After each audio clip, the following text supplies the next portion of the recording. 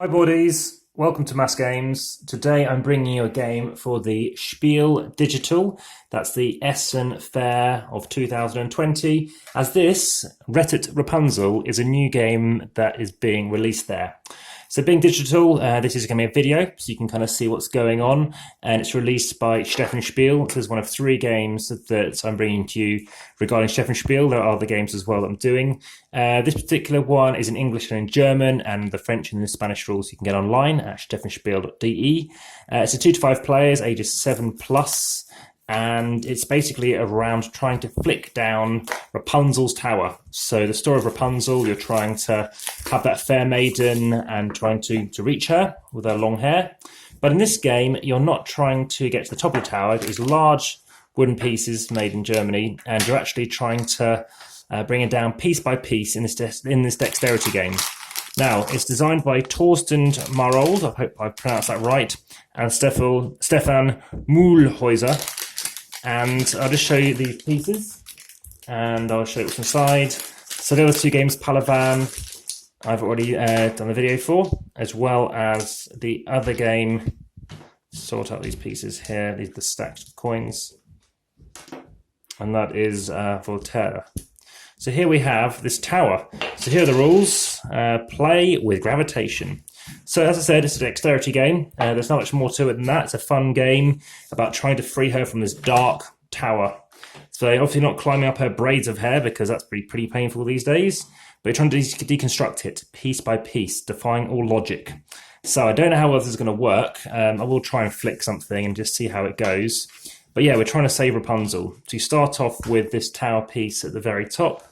And just to let you know, as I'm constructing all this, please check out my review video, which I'll be doing. So please subscribe to the channel to see how it goes. Also hit the like button just to let me know that you're enjoying this content. Check out the description that I've put down below. And also I look forward to reading your comments. I reply very fast. So, as we said, she's standing on this tower. I'm trying to rescue her, these knights. I think it could be a man at the tower if we want it to be. And yeah, stone by stone, you're going to be flicking this thing, and you're trying to knock this tower over. Okay, there's this red disc as well. So the red disc was actually produced by mistake instead of the green one. So to keep it simple, you leave it with the playing materials, but you may use it as an extra flipping disc or as a 10th tower piece. So 3, 4, 5, 6, 7, 8, 9. So in case you have watched the other video already for Volterra, I did actually get an extra pawn as well, which wasn't needed. So it's nice to have a couple of things. And yeah, she's going to be standing on this tower, and the knights are trying to dismantle it stone by stone. And ideally, you're going to be hitting this very hard. And like the tablecloth magic trick, you're trying to keep everything still on there. So I don't know how well this is going to work. I don't know if this is going to dent it, but yeah, we're going to try and flick into here and knock it out. And a bit like Jenga to a degree. So we've stacked all these pieces on top of each other, obviously put them on top, and the longest index finger, the longest finger, the second from the next to the thumb, goes first, and that match comprises of several rounds playing in a clockwise direction. You will need pen and paper to record scores.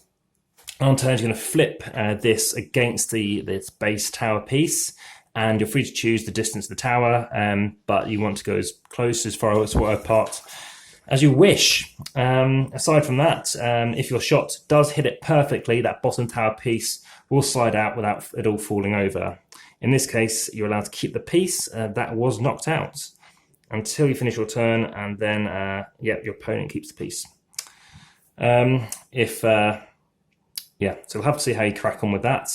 Anyway, so like I say, you've got to try and flick it. Now, I'm still taunting you. I haven't flicked it. I'm aware of that yet. But if you're successful, you're going to continue keep going and going until, yeah, you're going to pass whenever you feel like it. If you're worried it will collapse, then that's obviously when you want to end your turn. But yeah, if it doesn't collapse, you got to keep the pieces. If it does collapse on one of your other attempts, you'll lose those pieces you've already won. And like I said, it's 2 to 5 player games. You're going to keep moving around a bit like some other games I've played with Flower, and you've got a piece on top and you're trying to play that kind of party game as a child. But if you knock out this last piece before the parapet, without her falling from the tower, you get to keep the tower piece as well as that Rapunzel figure. and that first round will end. You'll then look at all your scores, all the pieces you've managed to keep, and each tower piece scores you 1 point, and if whoever gets Rapunzel gets 2 points. So yeah, you'll get to go again, and whoever is in the next round obviously gets to build up that tower first. And at that point, you're going to continue going, and as many rounds as there are players. So as soon as you've done that, see what your final scores are. Just talk about some exceptions. If your first shot at the tower passes it, so it goes beyond it, you're not allowed to have then a second shot. If your second shot goes past it, the next player is going to have their turn. There's games like Flick 'em Up, which actually kind of partially got me into board gaming, and you can have 2 shots sometimes in those games. And if you flip a counter and it hits the tower without any piece sliding out, so like collapsing, you can continue to play. If your counter gets stuck under the tower, you're allowed to try and release it, but you're only allowed to touch the green counter and only use it as a tool. So remember, either or, but it's nice to have an extra piece, I think. And it's not like it's the kind of a wrong kind of piece. It's not like you just bin that. And you never know, I'm hoping you wouldn't get these pieces lost, and make sure you've sealed off the edges of your room. And if you're playing in public, keep an eye on where it could go, blocking out doors, blocking out corners. And also, if she does fall from a shot, your turn immediately ends, even if you've released a piece. So like I said, I'm looking forward to trying this. You could use any finger, I think. And then some tips. The smoother the play area, easier to knock out pieces from a tower. During a flip shot, the player may sit opposite each other, so you put your forearms in there to barrier, so you won't knock pieces off, as I mentioned. And if it does collapse, and it does with almost every flip shot, you can slightly increase the weight of Rapunzel by putting a coin under the figure. Okay, and then just try a few practice shots and test them for different sizes. Begin with, for example, a 20-cent euro coin or something similar, and ultimately have fun. Let's see how I get on. Oh, so that shame I didn't do a slow-mo. I'm glad I got the boxes in the way. So I did manage to knock a piece out. Very cool. But it did lead to Rapunzel, unfortunately, taking quite a heavy fall. So let's try that again. This time, let's try and do that finger. Oh, wow. Very effective. That is quite nice. Oh, it's tough.